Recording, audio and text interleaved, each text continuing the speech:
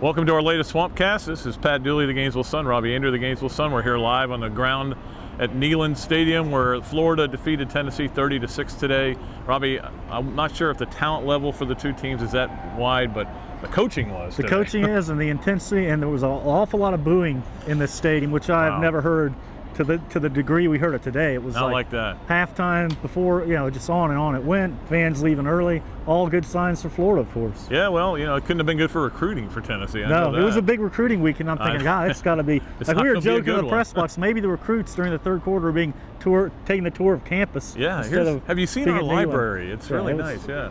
Well, anyway, not a good day for Tennessee football. Florida won, believe it or not, with defense today. I didn't know if we'd be saying that this year, but the defense was tremendous. They did give up a couple of long drives, but they got turnovers on them at the end. The interception in the end zone by Janoris Jenkins. I thought the key was a fumble, and again, Florida didn't even force the fumble, No, but they got did recover. on it. Yeah. A tough one to recover too. So the Gators do it and of course special teams. The little big man. Every time we think we've seen Brandon James do it all, he does something even more spectacular. And why did they kick to him? I mean, the opening kickoff kind of set the tone for the whole game. He returns it to the 44 of Tennessee. Then his punt return for a touchdown, probably the best Brandon James run we've seen, and I think he admitted that too. Well, the thing on a kickoff, you have to kick to him. Yeah. You can't kick it out of bounds, but what I don't get is that you had Harvin and James back there. And I think Percy Harvin's as good as anybody in the country. Oh, yeah. But as a punt returner, I don't know if he is or not. He hasn't done it. Yeah, James has done it, and he's done it to this team.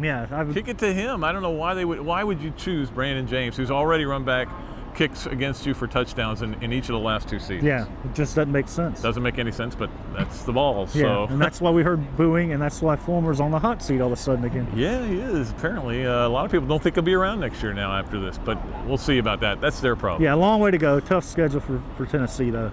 The thing that to me, Robbie, about this game, and I don't know if you felt, because we didn't really talk about it, I thought Tebow played pretty crummy today. I didn't think he was very good. He didn't do threw much. into coverage. He had some bad throws, sailing high.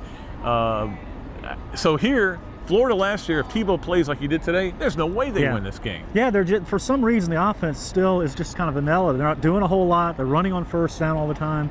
Moody had a kind of a little breakout for him after not playing the Miami game, which helped a lot. And they ran the ball against a team that's tough to run on, but the passing game, it just isn't. They're not getting the ball to the receivers. They're not going up and down the field.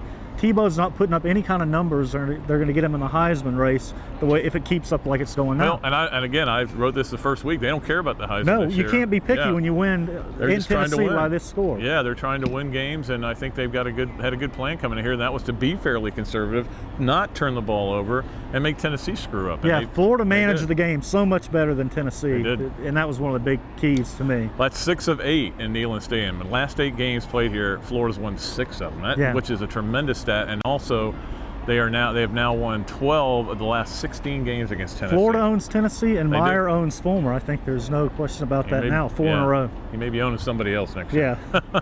We'll see. All right, that'll do it for we told you we'd be here. See, here we are. We made Neyland it. Stadium. We're here. The checkerboard end zone and everything. You see that? Hopefully our stories will make it. We're having computer problems, but we'll work that out. We'll get it done. Until next time, that'll be next week when we preview Florida's game against the Ole Miss Rebels. Pat Dooley, Robbie Andreu saying so long from Tennessee.